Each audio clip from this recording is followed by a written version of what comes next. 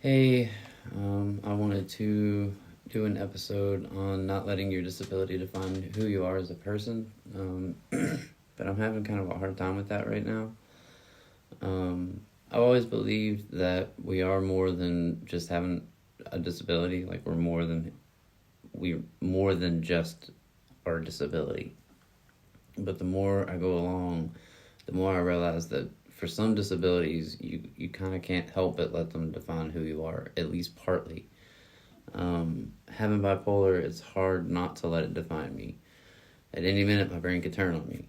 Um, Yesterday morning, for example, I woke up in a decent mood, but after about an hour of being awake, I couldn't do it anymore.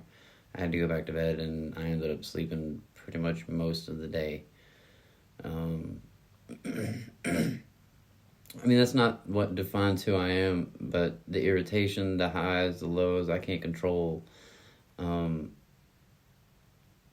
I can't control them, and they have a grip on my personality.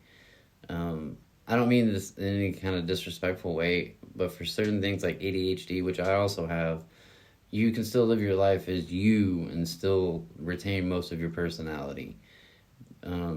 Meaning that like you can go through your day to day having ADHD. Like you can still go to work, you can still function as a person. You might be scatterbrained, and I'm not saying that there aren't exceptions where ADHD doesn't isn't a crippling disability or something like that, but because for somebody it might be. But what I'm saying is that, like, on a normal day-to-day basis, if you have ADHD, or I mean, I'm just using that as an example because it's the only one I can think of, but you know like if I only had ADHD, I know I could take my medicine and I could still function throughout the day.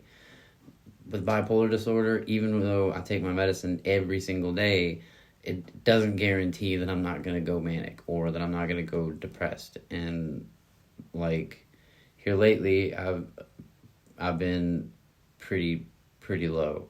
Um, I guess what I'm trying to say is that you don't have to let your disability define who you are. You are so much more than whatever yours is, like whatever your disability is. But there's certain disabilities that take over your personality and turn you into a person you don't want to be. Um, Being bipolar is like having this evil little asshole living in your head that likes to pop out at random times. Sometimes he comes out and he seems coked up because you feel full of energy and you want to do everything. And other times he comes out and drains all your energy and makes you feel like you're the lowest form of life on earth. Um, like I was saying, I've been in kind of a functional low for over a month now, and it's like every other week or so I fall into a little bit lower and a little bit lower. Ended up having like something like yesterday. I ended up having to miss class because of it, and I just didn't have the energy to get out of bed. And I even tried to watch TV yesterday, and I had no interest. I've lost interest in almost everything, and the only reason I'm even doing this is because I think it's important to document the highs and the lows. Um, I think it's important for people to see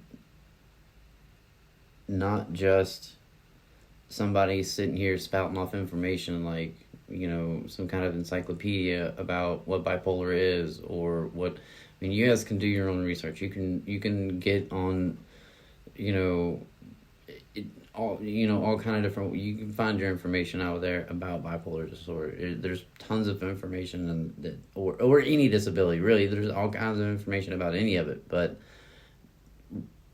what I think is important is for people to see what it's like to have a disability, to actually see it. People can read about it and they can hear about it and they can learn about it, but until they actually see it, or are living it, or are living with it, or see it firsthand, then that people just don't understand it. And so that's why I think it's important for me. This is one of the reasons why this show is so important, is because of that.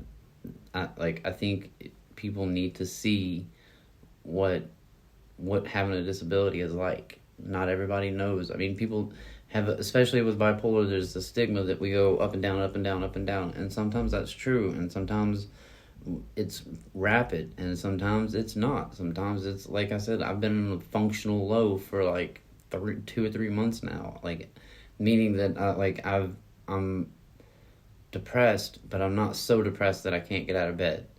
Yesterday was not one of those days. Yesterday was a low, a real low. Today, I'm not entirely sure how it's gonna go. Right now,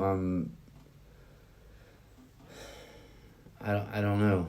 I mean, I've got a little bit of energy because I've been drinking coffee, and I woke up and felt compelled to make this video, so I'm making it.